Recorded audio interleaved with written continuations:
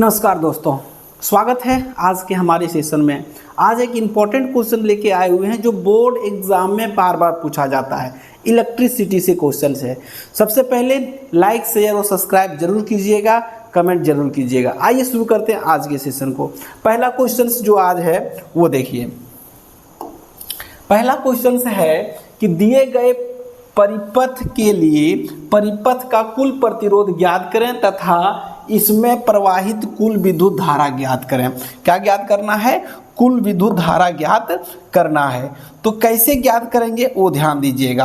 देखिए, सबसे पहली बात है हमारा दिया हुआ है, ये देखिए जो क्रम है ये हमारा दिया गया है सीरीज में, पास क्रम में जोड़ा गया है और पैरेलल में जोड़ने के बाद क्या है, ये करंट यहाँ गया है। 10 वोल्ट की बैटरी लगा हुआ है, करंट ये प्लस है हमारा, ये माइनस है। करंट इधर से निकलता है, इधर से प्रवेश कर रहा है, यहाँ पर इधर गया और इधर भी गया, देख रहे हैं, फिर जाके इधर आ रहा है, यहाँ 3 तरफ पे गया है। ये करंट प्रवाहित होते जा रहा है और ये हमारा इधर से करंट प्रवाहित होके पुनः इधर से आ जा रहा है। तो ये पूर्ण सर्किट है। तो सबसे पहले हम लोग देखिए इस सर्किट को आनी दिया गया है। R1 बराबर दिया गया है 10 ओम दिया गया है। R2 बराबर दिया गया है, कितना दिया गया है? 40 ओम दिया गया है। इसको पैरेलल में जोड़ा गया, ये पार्श्व क्रम में है। किस क्रम में है? पार्श्व क्रम में है, यानी समांतर क्रम में है। पैरेलल मतलब समांतर क्रम में। जब समांतर क्रम में दिया गया है तो समांतर क्रम का सूत्र हमारा लिख लेंगे 1/RP बराबर क्या होता है? 1/R1 प्लस 1/ क्या होता है?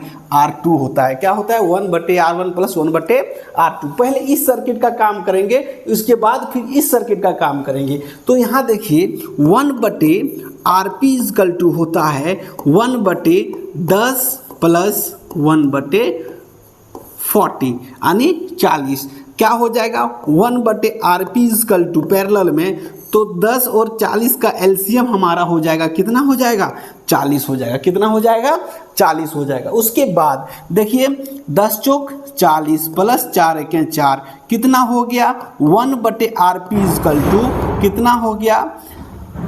5/40। कितना हो गया? 5/40। इसलिए RP अगर हम बात करेंगे तो RP बराबर कितना हो गया? 40/5। तो ये कट जाएगा, 8×5 = 40, यानी कितना हो गया? 8 ओम। कितना आ गया? 8 ओम। उसके बाद इस सर्किट में, सर्किट 2 में देखिए, सर्किट 2 में देखिए क्या दिया गया है।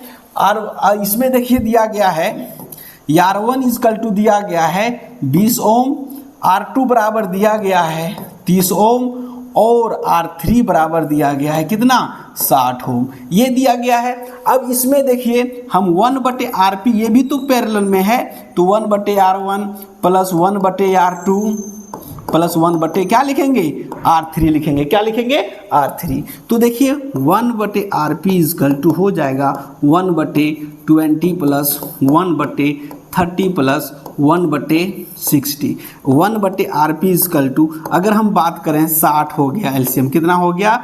20 का 40 20 60 प्लस 30 दूनी 60 प्लस 60 एके 60, यानी 1/RP इक्वल टू हो जाएगा कितना? 3 2 5 और 1 6/60। इसको हम लोग RP इक्वल टू लिख सकते हैं। RP बराबर क्या लिख सकते हैं? 60/6, यानी इसको काटेंगे तो कितना हो गया?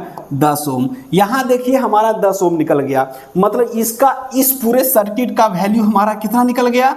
इसका निकल गया 8 ओम और इसका कितना निकल गया? ये पूरे सर्किट का वैल्यू कितना निकल गया? इसका निकल गया 10 ओम। मतलब अब हम लोग को निकालना है, क्या निकालना है?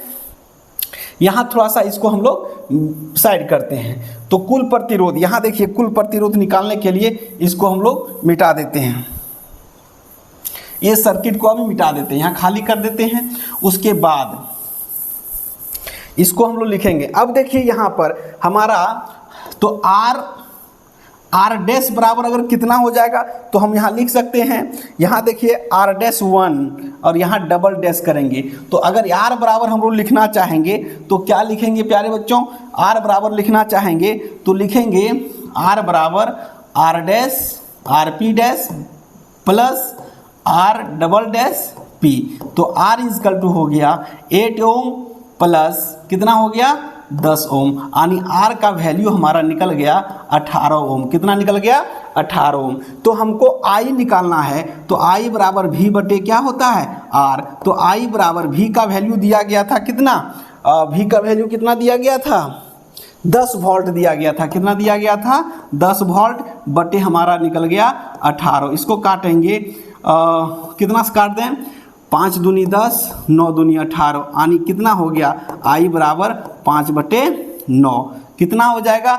0.9 पचे 45, 9 पचे 45, यानी इतना एम्पियर, यानी 0.55 एम्पियर इसका आंसर होगा। धन्यवाद फॉर वॉचिंग।